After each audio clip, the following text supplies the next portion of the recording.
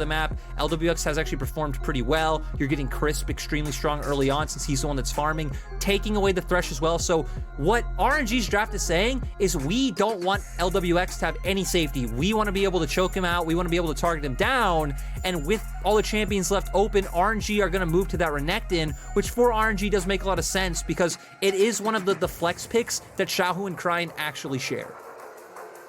Well, RNG doubling down on the old saying, you're only as strong as your weakest link, and I think it's fair to say Lwx has definitely had better days in the last few weeks and months, but with the Renekton picked up, it does mean that they are leaving open for the Lee Sin and Rumble combination. Hell, they could go for the Sett Rumble, which we know, we talked about time and time again, is such a potent combination, can still go for it with the Lee Sin locked in here. And now for RNG, they're going to look to see in a way, what does he want to pick up? And I do think that the Diana, just as he locks it in, is the perfect combination here with the Renekton. Yeah, it's been something he's really liked going towards in terms of solo queue. He's actually putting a ton of games on this champion, but haven't really seen it too much from him here in the LPL, and it's something that I think is pretty good up against the Rumble. Very easily able to get on him in the mid game, just burst him out before he's able to do anything. A champion that's, I'd say, very much reliant on his ultimate and being able to play around your heat well. And then we're also going to see the Gwen. So already signaling that we're most likely getting Cryin on that Renekton pick. And on the opposite end, I love that we're already getting full top sides coming out from both teams. Sett Lee Sin with Rumble on one side, Gwen Renekton with Diana on the other. So we're gonna have a ton of brawls, which we know this has been much more of a top side oriented meta. We know FPX have been one of the teams that have kind of strayed away from that despite the champions they've been locking in. But with this matchup, you expect them to be putting a lot more emphasis on that top side.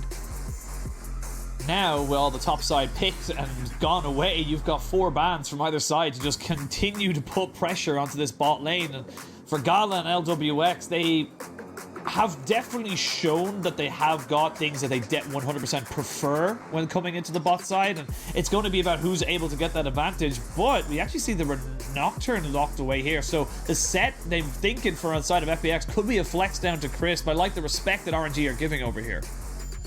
Yeah, that one is pretty interesting. I'm also just curious where FPX will go on 4. We know we still have kind of the standard of supports left open, right? Leona and Nautilus are the typical go-tos for pretty much every team, so FPX can potentially get a favorable trade of one of those on that side. The Varus also still left open, so FPX very easily able to go towards that. Both of these guys are Premier Kaisa players, even though I feel like we've seen... Oh, wait, actually, there's banned Kaisa, so that doesn't matter anyway.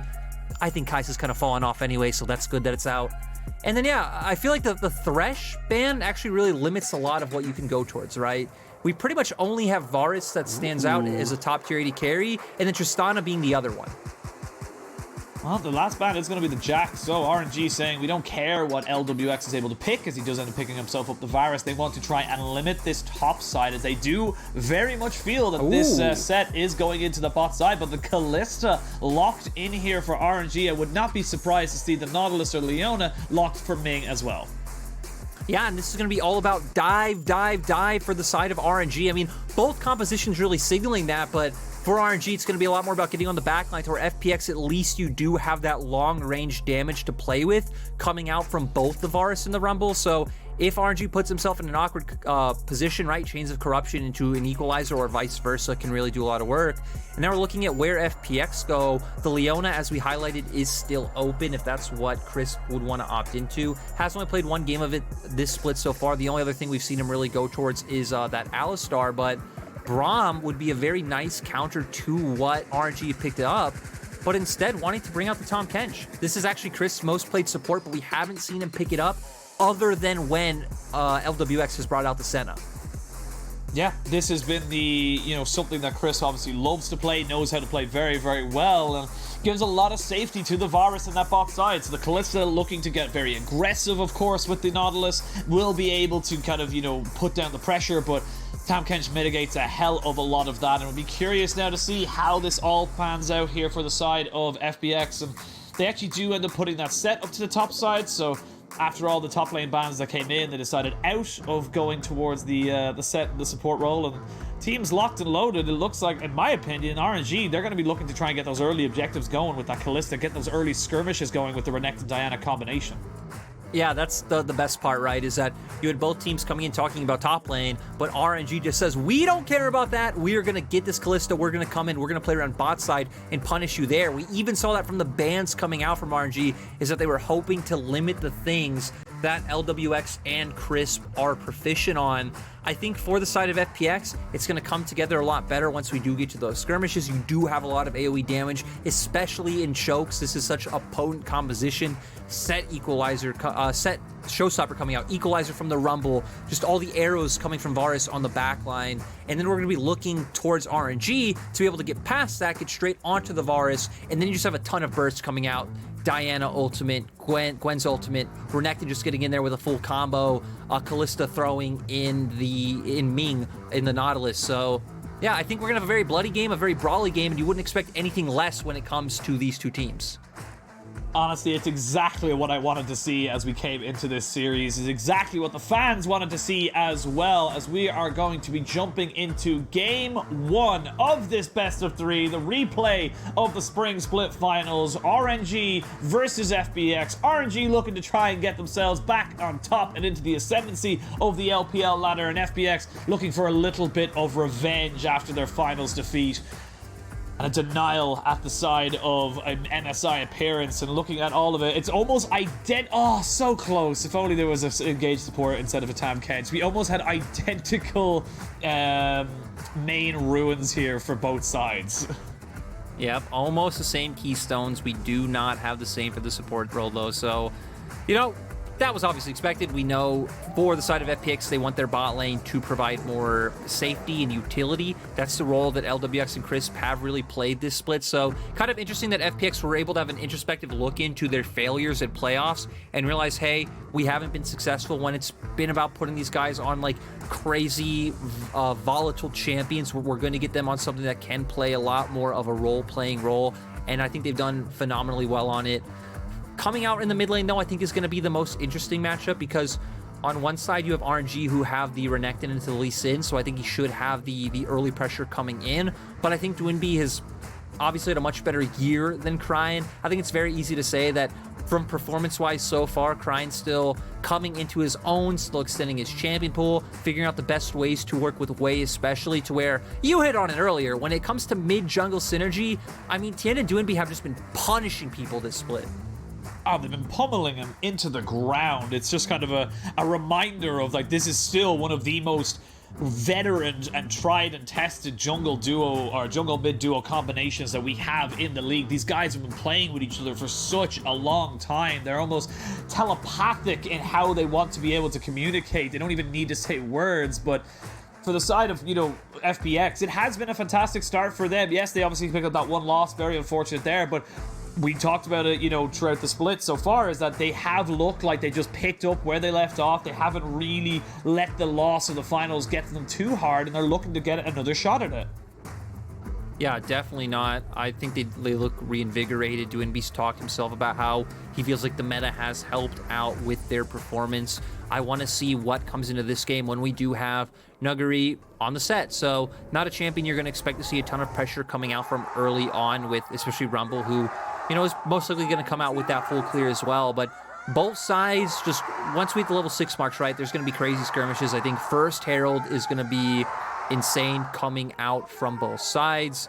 Wei, especially though, the first few levels, not too much action that can come out.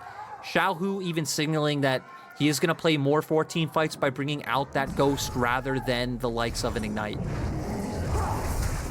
Finally onto the Rift. You see both the junglers starting off on their blue side, so a mirrored start for Tien and Wei. And in this early game, I will be very much looking at this bot side and seeing if they're able to make anything happen. Wei will be pathing down towards it, so if any early shenanigans will be happening, in my opinion, it will be down towards this bot lane as you combo it up with the Kalista and Nautilus. That's where I'd love to see if RNG can make something happen, but still, when you're up against Tahm Kench, and, you know, the teams are going to get as much use out of Tahm Kench before he changes as they can, I think Chris will do quite a good job of being able to shut a lot of that down. On the opposite side, though, seeing Nuguri do a good job of, he's actually just trying to focus on getting the wave in, not really looking to trade too much with Xiaohu. And expected starts, right? We see the push coming out from the Renekton early on up against the Lee Sin. We see Varus, Tahm, Kench, very potent bot lane early on. Tahm, Kench does bring a lot of laning power, I think, more than meets the eye. And FPX just kind of saying a little hello, getting some vision down, and I don't think they should be able to force anything out of Cryin. Nope, he has a slice and dice to take that at level 2, and able to just waste a little bit of TN's time. They had a good little ward just at the top of the Raptor camp to be able to spot him out, and you see already, we talk about it so damn much, but the TN Doinb combination, they're already starting to see if they can get it going very, very early on into this matchup, as FPX's bot lane do ward up the Tri-Brush of Doom, making sure that if Diana is going to come in, it'll have to either be through river or lane. Ming just rolled himself up. Actually has a sweeper, so anticipating this, and this makes it sound like very dull things are happening, but these small little moments as Nuguri has to flash away, but where's he gonna go? Nowhere! Xiaohu! Blood! Xiaohu is the top lane king! And he was talking about how he wanted to learn some lessons from Nuguri, but this time he's the one teaching those lessons. But we gotta pause because we got more action. We got more action. Chris has to flash away. It's a double flash in. Is he going on top of it? It's Way picking up that kill. They jump back in on top of Doinb. And RNG have just come alive in this early game. They have FPX's numbers so far. Let's remember, RNG have the bloodiest games in the LPL so far. They've been all about the action. 1 champion kill per minute is absolutely insane. FPX gonna try and equalize. They're gonna get onto Cryin. Let's see if Doinb can W over the wall. They might be able to find this. Ooh, flash from Doinb trying to land the resonating strike, but Cryin responds to it, and he's gonna have a slice and dice for another 2 seconds. He's waiting for it. Is he gonna have enough time for it? No, he will not. And Cryin gets caught out of the rotation. And sadly, all the other members of RNG had already started channeling their backs, made their way off the rift, so FPX at least able to find something out of that. But I want to go back to that top lane solo kill, because that was not something I was expecting to see coming into today. We see Nuguri's the one that has the push. Let's go with the Facebreaker early on. We see the stacks of Q coming out. Oh, just lands a ton of damage. Ooh. He might land the Haymaker, but it's just not enough. Gwen just bringing so much damage. We need to remember as well, healing off a lot of that from his passive when he is getting damage down onto Nuguri, so I don't think Gwen's a champion that we're surprised about whenever things like this do happen. Still the most picked top lane champion here in the LPL. Does have a hell of a lot in her kit to be able to make those opportunities happen for them, as we see Tien just being forced away from his Krugs, as he was spotted out there, so not quite sure exactly where the Diana or the Gwen had gone in that little instance, but still, we wanted brawls, we expected brawls, but both of these teams really just coming out trumps and trying to make some advantage. And even though, as you said, FBX, they lose out on top and in bot, they're able to get one back in mid. That goes a kill over to Doinb. He's now about 15 or so CS ahead, as well as that kill, so picking up the Iron Spike Whip. And this is the guy, like we talk about it so damn much, but Doinb is the main man on this roster. Nuguri is still the best top laner in the LPL by a lot of people's margins, but whenever we want to see FPX, whenever FPX are doing well, it's off the back of this man in the mid lane. Yeah, and you know, I think this changes the matchup pretty drastically to where Cryin should have been the one who would have pressure until the Iron Spike Whip came out from Lee Sin. Then Doinb would be able to start doing that thing where you have a few points in E, you have Iron Spike Whip, you can kind of just ignore him and clear the wave, but now able to get that so early on, he's the one who's able to keep up pressure. He's the one who's able to outright Cryin, especially now that he does hit his level 6 mark. And oh my god, I'm wondering what we're going to see now. Oh, the stun does not come out, and Xiaohu rinse and repeat, and Doinb almost goes down as well. There's no junglers around to pick up the kills here as Tien's in this bot side. He does not have Equalizer to try and make this dive work. Very difficult when you don't have the hard CC, and RNG are just, they're surviving in mid and thriving in top. I just need to highlight this again, that what we had on our screen. Nuguri was leading in solo kills. He came into the series with 11. Xiaohu didn't even have one yet. Coming in first 7 minutes of this game, already picking up 2 against the man just absolutely dominating. And I think Xiaohu has been one of the members who has looked most comfortable on the champions we've seen. He's already played the Gwen. He has been picking up things like the Lee Sin. He's even pulled out the Viego. So nice to see him be able to default back to this and have such a good performance. Nuguri still able to keep up in CS, I feel like is pretty good. So not being denied on that front, is about 600-700 gold behind in that one-on-one matchup. But now we're getting to a point where Rift Herald's going to spawn. You have pressure up in that top side. You would expect that would be something that RNG should be able to secure quite easily.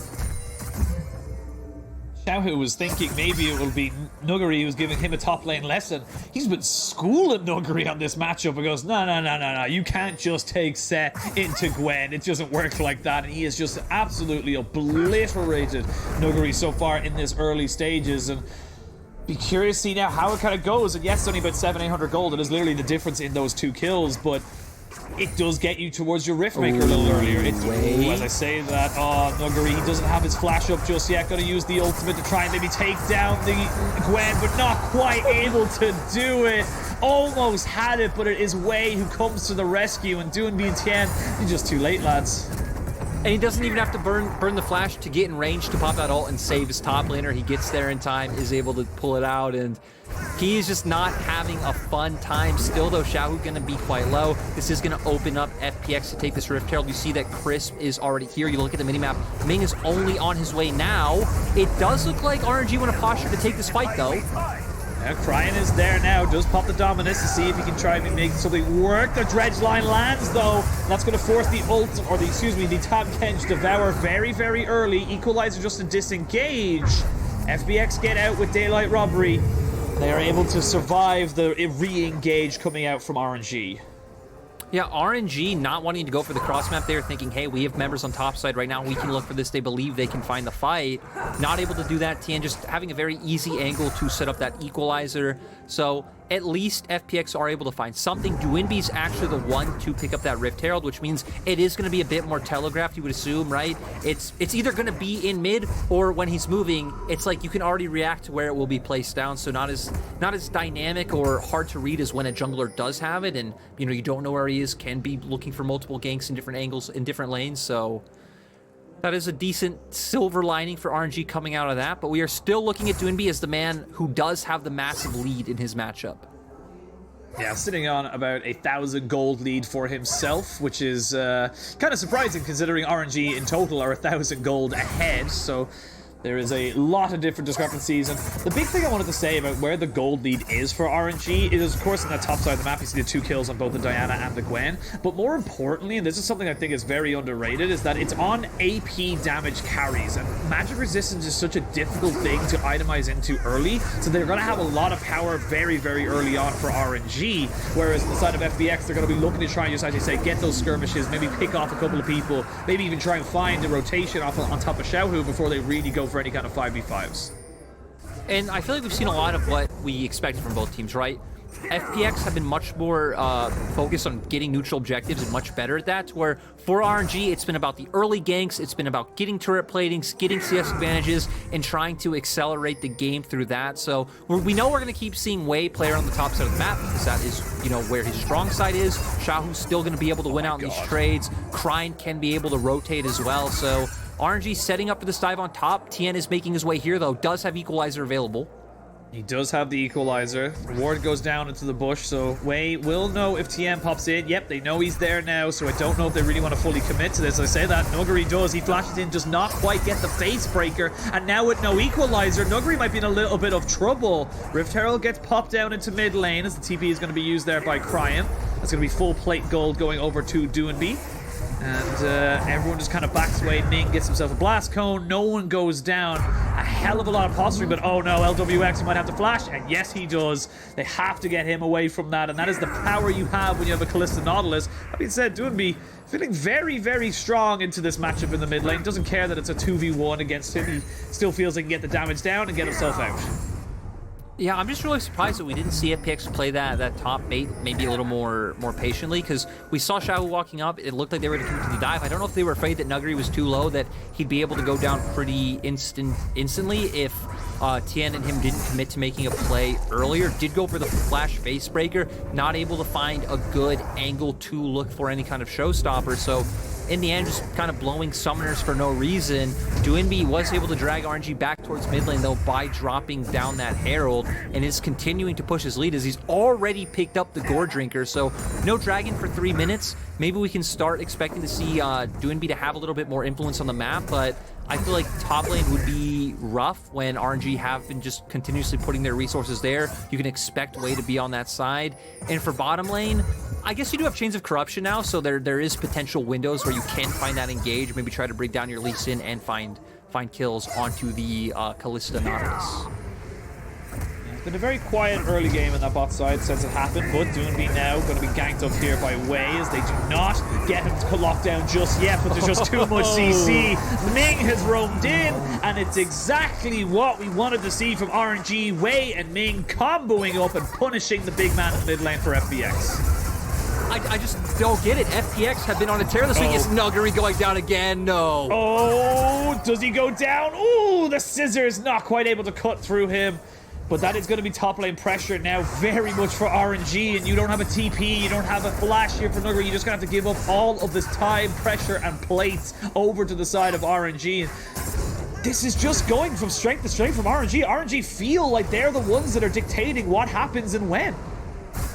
You know, the fact that FPX literally put Team WE in the dumpster earlier this week when RNG kind of struggled to 2-0 Rogue Warriors, I mean, this is just not how I could have imagined this series would go. It's LPL, so far, baby.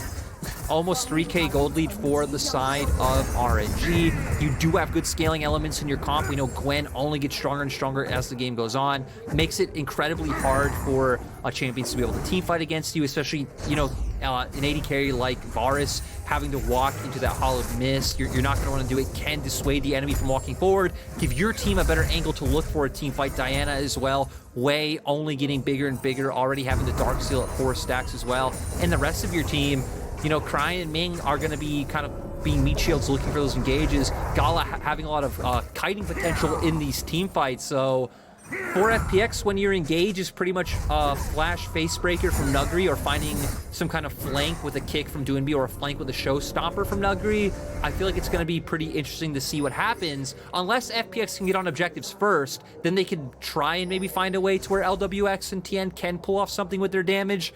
But I feel like RNG, with how the comps are going forward and how fights should be breaking out, are feeling pretty good.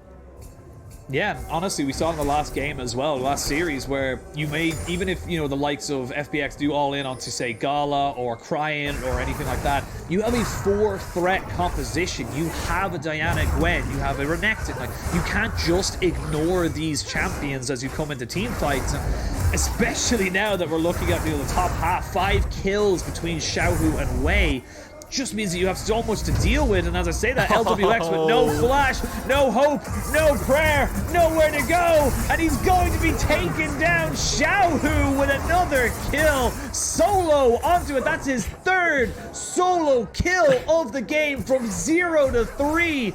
This guy's on a mission.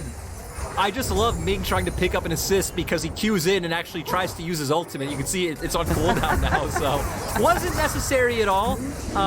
Still, though, did have to throw that one down. RNG going to be able to pick up both objectives on the map on top of that kill. Gonna get Dragon, gonna get Rift Herald on the top side as well. Nuguri trying to respond by getting some gold back into his pocket.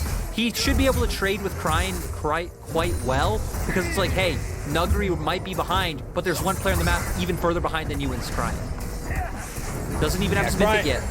Yeah, Cryin is poor man right now, which is very unfortunate. But mid lane's being pushed in. They did drop down the Rift Heralds as well, so... Or excuse me, the Rift Herald was not dropped down there, so they're still waiting to see where that one will be used. As we can see Cryin now in this top side, just trying to get himself away. Dodges absolutely everything. He's got his blue suede shoes on, but he dances away around all those different skill shots, and he's able to go back up to the turret as everyone's resetting. They do not have a TP though, and RNG, Cryin, you did so well. You had gotten away, and then you're just gonna go back underneath the turret and die. They give over the kill to Nuguri as they drop down the Rift Herald in the mid lane. It's gonna be a turret traded for his life, but I feel like RNG did everything perfect, and then Cryin was like, a bit too perfect. I need to throw away something just in case. Yeah, maybe having a feeling that they were gonna commit to wrapping around from that side. So Happy Journal maybe trying to buy time, but does end up going down in the end. Is a bit of a mistake. But you know, I feel like going forward, it's very easy to see how RNG's comp wants to play out. Right, it's pretty straightforward with how it wants to team fight. heavy dive comp, getting on the back line, etc., etc. For FPX at this point in time, I feel like what you're hoping for is for Doinb to go to a side, try to put some pressure down, and then you're trying to make it so you can be the one to get in river first, get down river vision, and try to be in a position where RNG are the ones contesting river against you. You're able to put down the poke with Lwx, maybe find a place where you can land a really good equalizer, and then theoretically you should have deep wards, bring in Nuguri from the back or Doinb with that kick that we talked about, and that's FPX's avenue to finding advantages, getting back in this game, and potentially being able to take a win. So I do think RNG probably the easier time as of right now, but not impossible for the side of FPX. Yep, it's still only about a 3,000 gold lead in favor of RNG, or just a little bit under it. You have got mythics across the board now for everybody, and of course the poke coming out from this lethality Varus will still be very, very useful against the very squishy composition of RNG. But you gotta be so careful. 3-0-1 onto Gwen, 3-0-0 onto your Diana. If these guys are able to jump onto Lwx, it doesn't matter if you have a Tahm Kench, he's going to die. There's just only so much a Varus can do once he's just been jumped on like that. And for RNG, you're very, very happy with kind of the way things have gone so far. We talked about how they like to focus towards that bot side at the start of the game, but it's just been Xiaohu finding his own advantages. Those solo kills doing so much work for them in this mid game. Yeah, and I feel like it's good that you're highlighting mid-game and then, like, the potential poke that can come out from Lwx, because that will be one worry for RNG going forward. Is sure, they actually do have a ton of engage, so I don't think it should be something they will have to worry about, but it will be so critical of which team is able to control vision, because it is going to get to a point later on, if this game goes long enough, where Lwx will be able to put off enough damage onto your team before any real fights break out. And even TN, we know the equalizer's always on an extremely short cooldown, so even if you're blowing that one kind of preemptively before a skirmish breaks out and then have it up again for a later fight, there will have to be some concerns. Don't feel like there's any right now. When Dragon comes up in about a minute, I feel like RNG still should be pretty well positioned to get that one. We see a full item up, Xiaohu over Nuguri, Wei almost there as well. I mean, he would be a full item up, but he picked up the Oblivion Orb to have the grievous wounds and is close to getting his Zani's Hourglass. This is a very deep teleport here as Xiaohu does not spot this one out. Doinb in a bush looking for an opportunistic kill. Is going to be able to kick him right over the wall, and the flash in from TN, the flame spitter to get the kill. That was so 5-head. Oh my god. FPX were always one of the teams that would bring out creative plays like that. We have seen times where it could potentially bite them back if the enemy team does have a good setup on the opposite side of the map to take more. This wasn't one of those times, though. A lot of members of RNG were coming off resets, were coming off farming jungle camps. The bot wave hadn't really been pushed out yet, as I think even Cryin was coming back from being positioned either top or mid. So just really nice play coming out from Doinb. They will be down a TP, but I think in that situation, you're looking for every small advantage you can find to getting back into the game. That small little advantage. TM picked himself up 600 gold, immediately went back, picked himself up a stopwatch, so has that for the next fight as Doinb, again, by hook or by crook, a man on a mission. He is just going to be a man on a mission to keep FPX in this game. Like, it's just these kind of plays of why we have to keep highlighting, Doinb. It's why we have to keep looking back to him as the main man for FPX, because that play doesn't happen unless he TPs and immediately goes for it. I also feel like FPX aren't even, like, not in this game anymore, right? Now the gold is, they're 1k down. That's not too big of a deal. Fights are going to be extremely close at this point, so FPX doing a good job to find certain picks to get them back into the game still. RNG also leading one dragon up. Now we are in a position where RNG are the ones who have the double TP, so they can try to be the team that punishes someone like Nuguri on one side of the map, bring Xiaohu down along with Cryin, try and get that kill, and then, if something breaks out on the opposite side, you do have those TPs there to try to react effectively.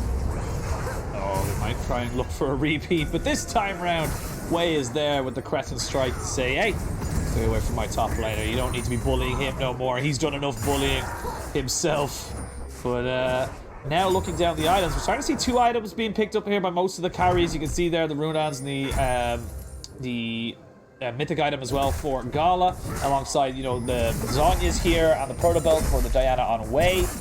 It's going to be a little bit of a sore game for Cryin. He has been put very much in the ground. He's 40 CS behind and a kill as well. But his job in these games is not to carry his team. It's just to be a nuisance. As Doinb gets himself caught out. Instant TP. This is the advantage that you just talked about. Now Doinb misses the Sonic Wave. And the TP is going to be coming out here from Nuguri, who is so immediately flashed. So no flash ultimate available or face breaker as they jump on top of the set on the top side.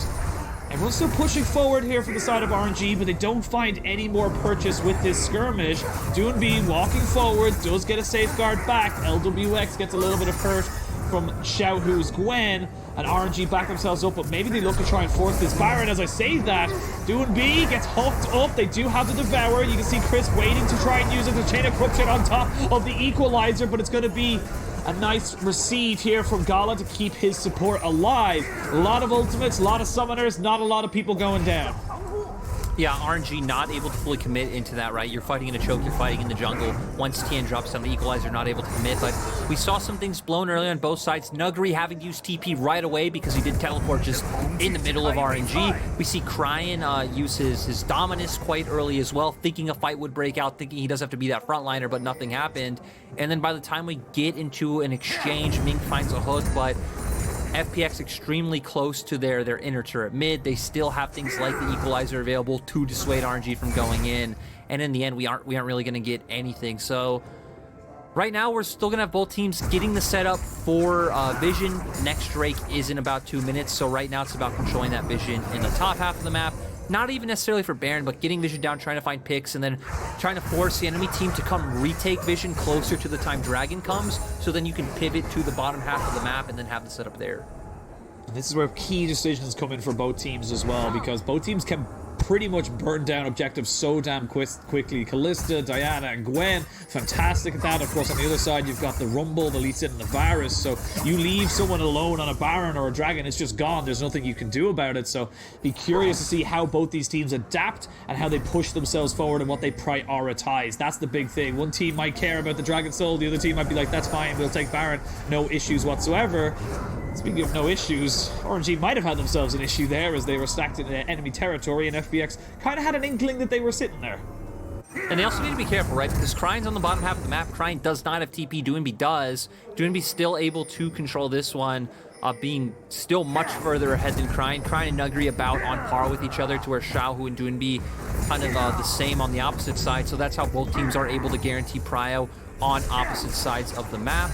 But FPX is going to do a good job of knowing they can retake vision now. Doinb is able to just walk up and use his presence to help threaten this. Right now using that threat of the TP. But RNG, Nuguri doesn't have flash. He doesn't, but you can see Crisp just hovering over the wall, going to use a Devour there, as we see the bot side. Doinb's not even taking damage. Cryin, you cannot win this. Minion to the rescue. Superstar Minion to stop the Resonating Strike from going through.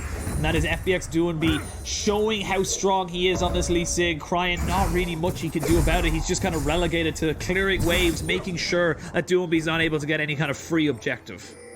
I mean, not only having all that sustain from the Gore Drinker and Sterex, right, he's already even pretty darn close to having the Randu and Zoman that it looks like he's building towards, so it's going to be even harder for Cryin and Gala to be able to do anything to Doinb, so a lot of it going to be in Xiaohu and Wei's hands, like you said. We're getting to a point where Dragon's coming up in about 4 seconds, and I feel like for the side of FPX, we're looking at TN's Equalizer. How much work can that do? What kind of play can Doinb make? On the opposite side, it's about Wei and Xiaohu. All right, here we go. Dragon has been started. There's no Resonating Strike to land. We do see Cryin popping the Dominus. Dredgeline does miss. They go away to the top of this. No, but it's taken by RNG. Now the fight can really happen. The 5v5 is going to be started right here, right now, as Nuguri does find himself an ultimate to start it all off. The Equalizer on top of it as the exhaust goes down. Cryin is the first one to fall, but the Moonfall is just too good on the back end of this, and RNG are flashing over. They're pushing forward. They know they want this fight. They know they want these kills, and they know they are good enough and strong enough to take it, as Xiaohu just keeps pushing forward. He's looking for him like, I've got myself my scissors. I am running with them, even though it's considered dangerous. Actually is a little bit dangerous, as the rest of FPX do find themselves now on this bot side. There is the ultimate from Tahm Kench to maybe put someone in position. Very, very difficult. Flash, tongue, lash. Xiaohu is got back in the face Breaker and taken down, just chased a little bit too far. But while that's been happening, Baron has been started, TP has been channeled, double TP has been channeled, but everyone backs away. And after all that fighting, after all that engagement, we do end up having a lot less summoners and a lot more dragons for RNG. And like you said, Xiaohu trying to find that kill on Doinb, kind of thwarting the plans of RNG. You know, he thought he'd be able to get it with his E coming off cooldown, maybe not assuming the other members of FPX would be close, but we're going to go straight into the fight. And it's going to be Doinb walking up. They're going to try and steal away the dragon. They aren't able to do it. They get a ton of damage down onto Doinb early on, but Nuguri being the one to turn around the engage with the showstopper. The equalizer looks pretty good. Cryin and other members having to get out of there immediately, and they do find the kill down onto Cryin. But as you said, we are going to see Xiaohu and others make their way into the fight, Wei finding a really nice moonfall onto Lwx. And this is where you can see the members of RNG realize, hey, we have a Kalista, let's turn to Baron. They might have a few members up, but worst case scenario, we can force a fight, as we're already getting a fight after the replay. We're already going for one, but there's a TP on the backside, and this is a great flank position for RNG. The moonfall lands on the 3. It's a double TP. There's the equalizer just coming up. Xiaohu is here. It's a 2-for-1 trade in favor of FPX right now. 3-for-1 as Nuguri's picking up all these kills. Oh, it's disaster for RNG, but it's elation for the side of FPX. They get 5 kills for 1. It was all a bait, and they're going to turn to Baron. And now FPX did everything. They were so far behind in the early game. Nuguri got solo killed twice from Xiaohu. But in the end, the second Xiaohu got in the fight, he was instantly gone. I actually didn't even really see Xiaohu appear on my screen. I saw that the teleport finished finished channeling. There we go. This fight is too hype. And then he was just gone, Penguin. But now FPX gonna get the Baron. We're hopefully gonna calm down. We're not gonna come out of a replay and go into another fight, but we are going to see here how it started all off. FPX thinking that they found the picks onto RNG. RNG saying, hey, we have 2 teleports. We initially see Xiaohu channeling his. I'm not sure why Cryin also opted into doing that. Ming taken down immediately. And you look at Xiaohu and just instantly melted by the members of FPX, Tien and Nuguri, doing such a good job to take him down. Surprised how much damage Nuguri able to get down on that, and the other members of FPX taking care of Gala on the opposite side of the fight. And now you look across FPX, they're also massive. The top side is all big. Somehow Nuguri is back into this game. And even Lwx might be sitting at 0-3-3, but his items are extremely cheap. He's going to be able to do a ton of damage due to how squishy RNG's team composition is regardless. And now, I mean, the script is flipped. 4K gold lead for FPX. 4K gold lead, and I really do have to call out that TP from Cryin. You were 4 yards away from your team. You know, Doinb would overextended. You could have helped Gala out, maybe taking that kill. That fight looks very different then because Kalista's able to keep putting spears into people, but not to be. And then with this Baron buff, they're just going to be able to keep pushing into these waves, try and take out some of these standing gold that they have in the tier 1 turrets. It becomes very difficult right now for RNG. Even Kalista and Renekton, they don't scale as well as a Lee Sin and a Varus in this later stages, and that's going to hurt them quite a bit in coming into this 30 minute beyond, you know, kind of stage of the game. Yeah, there is still hope for RNG, right? They still do have a ton of bursts if they are able to get onto the key members of FPX, but who do you even qualify as a key member at this point, right? You have so many members of FPX who are so far ahead. We saw that it was Nuguri and Tien who were the ones who were able to pretty much instantly just delete Xiaohu in that fight. Sure, Lwx did do some work with this Q from across the fight, but yeah, I feel like this is a very rough position for FPX. Now they will be able to guarantee that they're on objectives first. That was one of the win conditions we were talking about earlier for them, being able to force RNG to walk through choke points, to walk through their vision, layer a lot of that poke onto them first and get those members low. So for FPX, this is going to be a free dragon, as we do see RNG already getting those resets off. I think something I want to highlight, just as we have a little moment of no one really kind of going for any crazy engages as of right now, but Nuguri was behind, was solo killed, got lost a lot of waves, was not really in a position to be able to kind of carry, versus someone like Cryin. Cryin was in the same position, but you're looking at 4-3-2 versus 1-4-2, and the item differential, everything. It just feels right now like Cryin just played from behind poorly and has been making a couple of very poor decisions, versus Nuguri, who's been target selection on his ultimate, has been fantastic. Yeah, and I remember there was another game earlier on, I think it was FPX played against TT, where he was on the Gnar, and he was heavily focused early on. Started off, you know, like maybe 0-2, 0-3, something along those lines. Later came in, finding amazing ultimates, and that's how it feels about Nuguri. You know he's not going to get a ton of attention from FPX, doesn't matter how far you set him behind, but he's always going to find a way to have an impact on the game. On the opposite end, RNG now trying to still control that bot side of the map with Xiaohu. We have the full Chempunk Chainsword coming out from Nuguri, so having those grievous wounds, all of RNG pivoting towards this side of the map. So we are going to see Nuguri just get the hell out of there. Is FPX going to be playing more around Doinb's pressure on that top side?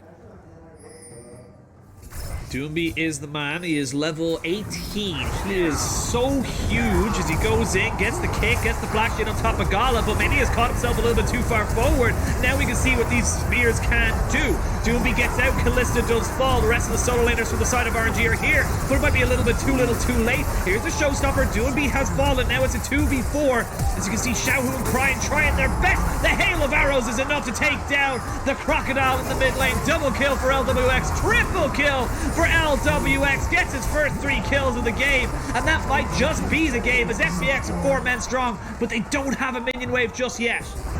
And Penguin, if the game does just end off that, that's kind of unbelievable to me, because when Doinb first went in, he finds the kick, it kind of looks all cool at first, but we don't see the equalizer come out immediately. It kind of looked like Doinb was just going to give his life, but somehow RNG just funnel in one by one, and it looks like maybe they did. Did they just give FPX the game? 10 seconds on Wei, only 5 on Gala and Ming. Bit risky. FPX don't want to do it. Was playing pretty close to the edge, I'd say, for both teams, right? RNG dying right there, FPX almost able to end, but FPX realizing at the last second, hey, we can't go for this, too many members are coming up. I hope we get a replay of that one, because, you know, we see the kick come out from Doinb, and then he was just getting chunked so low by the members of RNG. Pretty nice, pretty clean pivot to bring that on to the Kaisa. We see Ming locked down as well. And the fact that Tahm Kench is here means Doinb gets a safety. Dyna with a really nice ultimate trying to lock a few members of FPX down, but so many stopwatches coming out. We see members going down one at a time. Ming off to the side, not even able to get back towards his team. Cryin going to be taken down. And then with 4 men still standing, they all realize, hey, we can just funnel in on top of Xiaohu. We still have that Devour coming out from Crisp if we need it. And overall, it was a really nice display of FPX realizing their limits. Yeah, really, really nicely played by them, and I do feel like the most underrated summoner spell so far these 2 last series that we've casted has been Exhaust. Exhaust has just been so key at stopping things like the Gwen, the Diana, hell, even the Renekton, if you want to put, you know, from jumping in on these backsides and killing someone outright. The fact that the Exhaust went down onto the Diana meant that they weren't able, or sorry, the Xiaohu meant that he wasn't able to kill off Lwx. They weren't able to get, you know, any kind of foothold in the fight. And now, I just feel so bad, because it does feel like it's 5v4.5. Cryin is just nothing right now. He has no gold. He's really falling behind in items. He's a glorified support tank at this stage, because he just hasn't got any threat on anyone. No, he definitely is not. I mean, he's pretty much just a frontliner. That's the only impact he can bring, and you know he's never going to be as efficient or as potent as someone like Nuguri on the set. All of the utility that you bring in the rest of your kit as well. Also interesting, I know Doinb bought this earlier on in the game, but the Serpent's Fang coming out was something I wanted to hit on for a little bit, but you know we had a ton of action. Are a bunch of shields on the side of RNG. One going to come out from the Immortal Shield Bow, Diana having a shield in her kit. You have the mythic item coming out from Ming, so gonna try and get the value out of that one. Also an extremely cheap item, so that's my guess why Doinb went out a few minutes ago, because it was right before a skirmish did happen. But kind of interesting mix of tank, sustain, and then like a random dose of lethality in there for shield breaking. He's got it all. He can do it all. He's one of those you know, TV shopping ads. It's like, it does it all. It does tank, it does damage, it does engage, anything you need, this Doinb can do it. Have a look down at the other items as well. We do actually have a Zhonya's finished up and a death cap for Xiaohu. TP's available, dragon spawning in 3 seconds. Unfortunately for FPX, it will be their 3rd, not their soul. This RNG are now posturing around this top side. They're saying, take it. We don't care if you go for that dragon. We will pressure around this Baron pit, and you have to respect that. The one thing the side of RNG have to respect, however, is there are still super minions powering into this mid lane. I mean, that's the thing, right? RNG are showing that they understand the fact that they cannot fight FPX in 5v5s right now. They don't feel comfortable doing that. They definitely can't walk into a quadrant of the jungle where they have no vision and face check members of FPX. So they try to kind of pull one over on FPX, say, hey, we can do the Baron, kind of come over here, maybe we can whittle you down, and we can find and engage. But FPX with a nice response, they say, hey, we will hover towards this side of the map so you can't do Baron, have one man just take Dragon itself, and then RNG just losing out on the map, not able to get anything, as we get TPs coming out from all over. Whoa, okay, TP's there in the mid lane. Ming does not get caught out by anything just yet, but both Doinb and Xiaohu now expending that global pressure, just Cryin and Nuguri available with that. You gotta feel like Nuguri will be a little bit more impactful with it. You can see Cryin just taking so much poke from these piercing arrows. This Varus still very, very relevant. Speaking of which, Doinb goes into the backside. It's a bit of a fight again. I'll split on two fronts. Equalizer's hit absolutely nothing. As we can see now, Cryin goes down, but he's a glorified tank. This is all down onto RNG and FPX if their carries can survive. Lwx does fall into his GA. You can see the kiting coming out the Immortal Shield, though. Not enough with Xiaohu. Is he enough? Is he able to do something? It's Wei and Xiaohu versus Crisp and Doinb, but it's gonna be Wei and Xiaohu that come out on top. RNG get the fight they wanted. They get all the kills, and they might look to try and end the game. And the carries are going back and forth. We do have about 40-second dead timers on the side of FPX. We know RNG will very at least be able to get the inhibitor. I don't know if they can go for the full end, but it looks like they're gonna try. Oh my god, with so much action! They're protecting the minion wave. They know they need the minion wave to stay alive, and now they can use it. Now they can let it go down. They have the auto attack. They have the damage. RNG in a back and forth game, still down 3,000 gold, come out with a win in game one. And think about how forced that was on the side of FPX, right? We start off with the TP, we get in there, they kind of wade off to trying to get vision in the river, but then the last second they come back down mid, we see Doinb go straight onto Wei, and you nailed it. The equalizer completely just flopped coming out from Rumble. And from there it's like, sure, you're able to get down key members, but that's a huge chunk of your damage going down. We saw the two strong members of RNG left alive. They were able to take over. And again, I'm just kind of speechless at the fact that that game was able to end. That game, we'd so many fights that were all over the place, so many unexpected, I'd say either misplays or outplays coming out that led to the other team winning. That last fight, I would love to get a very kind of slow replay of exactly what went down, because so many things went wrong for FPX. They use all of their pretty much, damage abilities on top of Cryin. He was the first one to die, so then they have to expend flashes to get on top of the Kalista, and at that point, Xiaohu's like, fantastic, I'm just getting resets onto my auto attacks and my passive for my Q. The needlework is doing work. And then Wei was just on the backside. I feel bad for Chris. Chris was running back and forth saying, who do I help? Who do I help kite in this situation? Who do I devour? And there wasn't really a good decision or a good outcome for anyone on the side of FPX, but cannot take away from RNG. They kept at it. They really did show us a fantastic early game, really kind of put FPX to the sword, and FPX with great mid-game decisions, great, engages with Doinb, of course, and were able to bring it back, but RNG now won over in the series.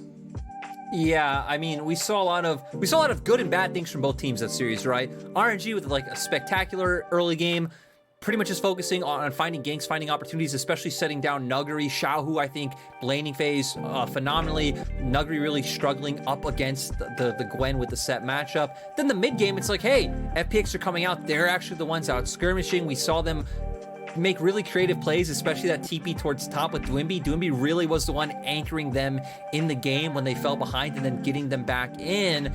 And then that last fight, I love that you highlighted Crisp and having to be like, who do I protect? Who do I protect? Because, right, that wasn't even really a team fight. It was kind of like a bunch of different skirmishes all over the place, and it let champions like Gwen and Diana thrive. And I'm not sure how Wei got off his moonfall in the end, because we saw Doinb especially go down very early on, and we once again have another game where the team, who is losing in gold wins the game. Feels like that happens every other day here now. It really does feel like it happens every other day, but gotta give props to FPX. They really came back from a disastrous early game, to be perfectly honest. It was very, very dark and bleak for them coming into the 15-20 minute mark. But then with the creative plays, with knowing that Nuguri still has this showstopper, he still has this very solid engaged tool, we have the damage to go into that late game. They brought it back, and you can see it just a massive fall with that Baron play, just giving him so much gold, so much agency and priority. And then, yeah, it was just a load of different skirmishes kind of almost 2 or 3 meters away from each other in the mid lane, where it was kind of like, okay, you two are fighting this guy, you two are fighting this people. Like, it didn't feel like a cohesive team fight, and unfortunately for FPX, it's just not good enough against a caliber of team like RNG, who were able to fully capitalize on it. I also just think it's another time where we're seeing the strength of Gwen come out in this meta. Oh yeah, we've seen it a few times where, you know, Gwen able to single-handedly turn around like a team fight that ends up winning the game. And yeah, now we get to go into game 2. I think after game 1, I was left speechless many times. I'm super excited going to game 2, Penguin. I am too. We're going to throw it to a quick break, and when we return, we will be straight into picks and